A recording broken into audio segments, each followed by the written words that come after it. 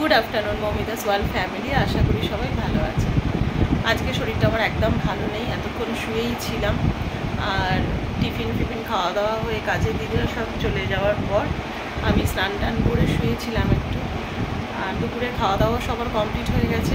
আজকে না এই হাতের এখান থেকে আর এই পর্যন্ত প্রচণ্ড যন্ত্রণা হচ্ছে, মানে এত অসহ্য যন্ত্রণা হচ্ছে বলে বোঝাতে পারবো না।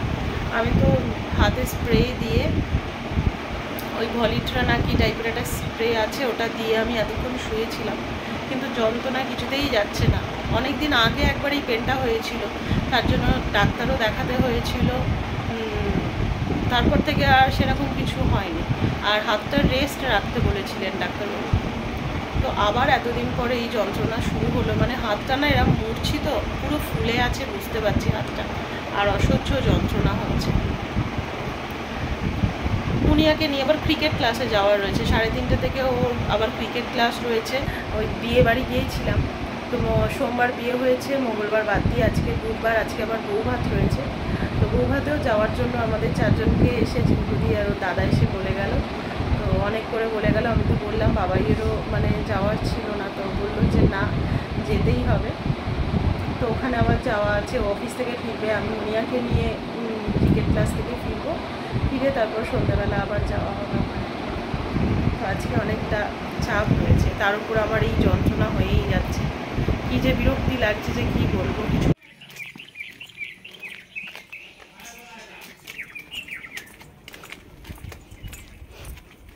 যাচ্ছে গালু।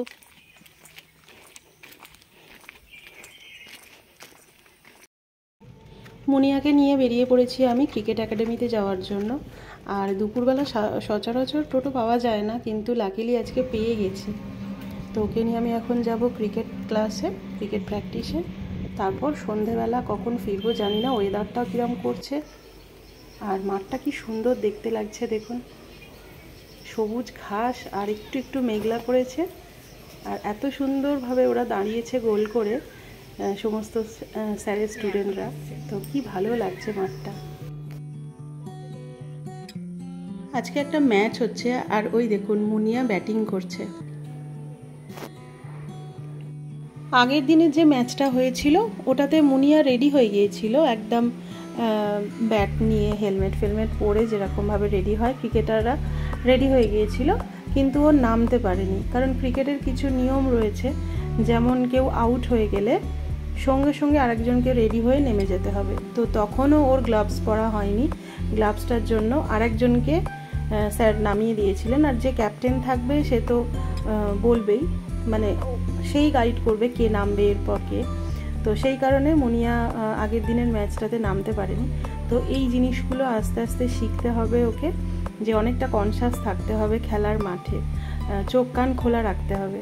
তো আমারও জানা ছিল না, এখানে বসে ক্রিকেট সম্পর্কে অনেক আইডিয়া নিচ্ছি। ক্রিকেট নিয়ে আমার কোনো ধারণা ছিল না, শুধু চোখেই দেখেছি, টিভিতে দেখেছি খেলা, আর এমনি নর্মাল মাঠে বাচ্চারা যেরকম খেলে সেরকম দেখেছি। কিন্তু এর ভিতরে অনেক সিস্টেম রয়েছে যেগুলো মেনটেন করাটা খুব টাফ একজন ক্রিকেটারের পক্ষে। আমরা গ্যালারিতে বসে তো অনেক কিছুই বলি, কিন্তু মাঠে নেমে খেলাটা যে কতটা কঠিন সেটা একজন ক্রিকেটারই জানে। তো আমরা মায়েরা তো এখানে সবাই বসে থাকি, এখানে একটা সেট মতো করা রয়েছে। এই ওয়েদারে বৃষ্টি বৃষ্টি আসে, রোদ টোদ লাগে, বাচ্চারা তো খুব কষ্ট করেই খেলছে মাঠে, স্যারেরাও থাকছেন, কিন্তু মাঠের খেলা তো মাঠেই খেলতে হবে। আমরা মায়েরা এখানে বসে গল্প করি আর বাচ্চাদের খেলা দেখি। খেলা প্রায় শেষের দিকে, কুল ডাউন করার টাইম পেলেন না স্যার। তো প্রচণ্ড মেঘ করে এসছে, প্রায় মানে অন্ধকার ঘনিয়ে আসার মতো, আর টিপটিপ করে বৃষ্টিও পড়ছে। আমরা তাড়াহুড়ো করে বেরিয়ে পড়লাম।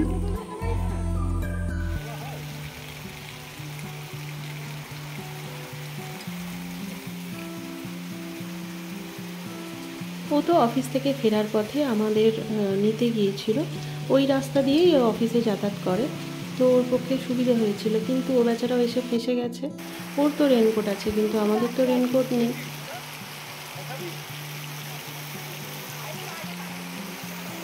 বর্ষাকালের বৃষ্টি অত সহজে তো থামার নয়। 20-25 মিনিটের মতো আমরা দাঁড়িয়েছিলাম, তারপর বৃষ্টিটা একটু থামতে আমরা বাড়ির দিকে রওনা হলাম। এখনও ঝিরঝির করে বৃষ্টি পড়ছে, আর এখানে মাকে দর্শন করে আমরা বাড়ির দিকে গেলাম। এখন বাজে 6:30, এই মাত্র বাড়িতে ফিরলাম। ফিরেই আগে জামা কাপড় চেঞ্জ করে আর খেতে বসবো, কারণ আজকে আমি হাতের জন্য তো রান্না করতে পারিনি, আগেই বললাম। ফ্রিজে যা ছিল সেসব গরম করে খাওয়া হয়েছে, তো কারোরই সেই রকমভাবে দুপুরে আজকে খাওয়া হয়নি। আজকে ফেরার সময় আমি 2 প্যাকেট বিরিয়ানি কিনে নিয়ে একদম ফিরেছি। আমরা এখন 3 জনে মিলে খাবো, আর তার সাথে এই যে পেঁয়াজ কাটা।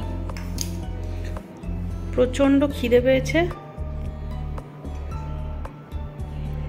আয় বাবাই, ওই দেখ ওই দেখ ম্যাঙ্গো, ওকে একটু বাটি করে দে, তারাই বাটিটা করে চাল, শুধু বিরিয়ানির চাল দে। আয় এসো, এনো এনো, নামো, এনো এনো এনো, নামবি তো।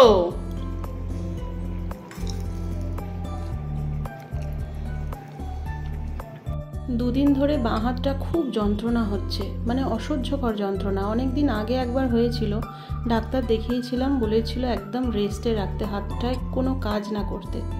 তো এখন এই রিমোটেল যে স্প্রেটা রয়েছে ওটাই দিচ্ছি বারবার, একটু কমছে, কিন্তু আবার যন্ত্রণা শুরু হচ্ছে। প্রচণ্ড কষ্ট পাচ্ছি। দেখি, দুদিন তো কিচ্ছু করতে পারছি না, আবার এক্ষুনি রেডি হতে হবে বিয়ে বাড়িতে যাওয়ার জন্য। তো চলো উঠে পড়ি, রেডি হই। এবারে হাতে একটু স্প্রে দেবো, খুব যন্ত্রণা হচ্ছে, স্প্রে দিয়ে তারপর বের হবো।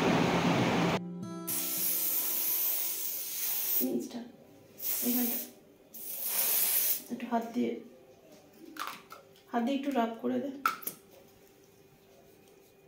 মুনিয়া আবার না এইসব স্প্রের গন্ধ আর বামের গন্ধ একদম নিতে পারে না, সেই জন্য নাকে হাত দিয়ে ও আমাকে স্প্রে বোতল দিয়েই ঘষে দিচ্ছে। এরপর অনেকটা হাঁটা আছে, বাড়ি থেকে প্রায় বাজার পর্যন্ত গিয়ে বাস ধরতে হবে। বাস করা হয়েছে, আর এই যে বাসের কাছাকাছি চলে এসেছি। বাসে এটা দিশা, অদিতি, মুনিয়া, আমাদের পাড়ার সবাই আছে এখানে, তনু,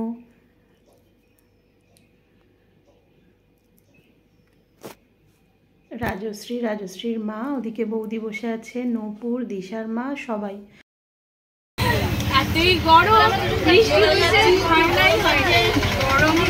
হ্যাঁ, মেকআপ সব উঠে গেল।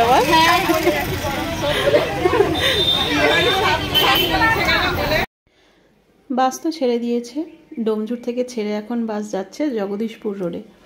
তো বাসে করে যাওয়ার আনন্দটা তো এখন চলেই গেছে প্রায়। বিয়েবাড়িতে আর বাসে করে যাওয়ার আনন্দ বোধহয় অনেকেই পায় না, খুব কম।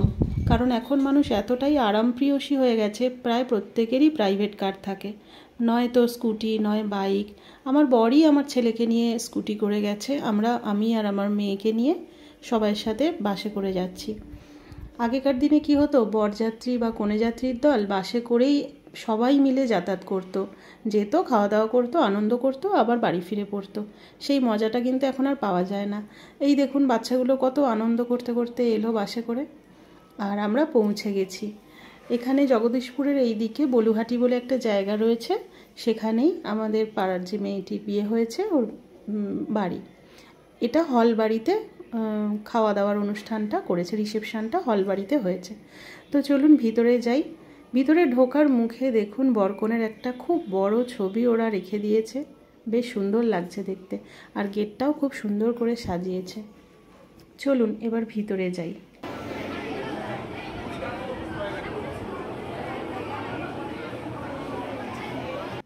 মুনিয়া তো ওখানে পাড়ার বন্ধুদের সঙ্গে মিশে গেছে, আর এখানে আমি দাঁড়িয়ে আছি আমার পাড়ার এই যে বড় বৌদি, আর এখানে রয়েছে ছিঙ্কুদি, যার ভাইজি বিয়ে।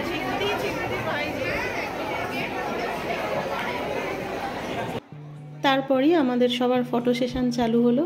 এই যে পাড়ার সব বাচ্চা বাচ্চা মেয়েগুলো আর যাদের নতুন বিয়ে হয়েছে তারা সব দাঁড়িয়ে ফটো শ্যুট করছে, আর মুনিয়াও তাদের মধ্যে রয়েছে।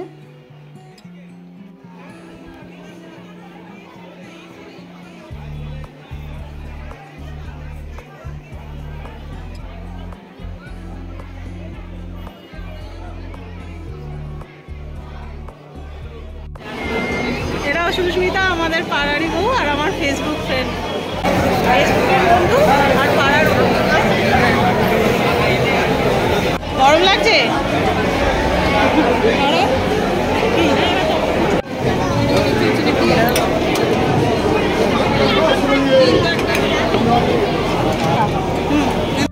তারপর এই ভিড় ঠেলেই আমি নিয়ে নিলাম দুটো কাবাব। তো এই কাবাবটা খেতে খেতে বাবাইদের এদিকে এলাম, দেখলাম ওরা ফুচকা খাচ্ছে। তো ফুচকা ওরা কিছুতেই ছাড়তে পারে না, যেখানেই যাক না কেন। তো কাবাবটা আমি একটু খেয়ে লস্যি নিলাম। লস্যিটা এত ভালো লাগছিল গরমে, মানে শরীরটা যেন ঠান্ডা হলো। আমি 2 গ্লাস লস্যি খেয়েছি। তারপর মুনিয়া তো কাবাব নিতে আবার গেল স্টলে। তো ফুচকার ওপর কাবাব, তার সাথে চিজ বল, এসব খেয়ে ও কি আর কিছু খেতে পারবে? আমার তো মনে হয় না কিছু খেতে পারবে। এই সব খাওয়ার মাস্টার। আর ওইখানে দেখুন কত গ্যাদারিং হয়েছে। একটা সময় এটা হয় প্রত্যেকটা অনুষ্ঠানই। তো একটা ফ্লোরের মধ্যেই কাজটা হচ্ছে, তো একদিকে বরকনে আছে, একদিকে খাওয়া দাওয়া হচ্ছে, একদিকে আবার লোকও দাঁড়িয়ে রয়েছে। তো একটা সময় প্রচণ্ড গ্যাদারিং হয়ে গিয়েছিল। তো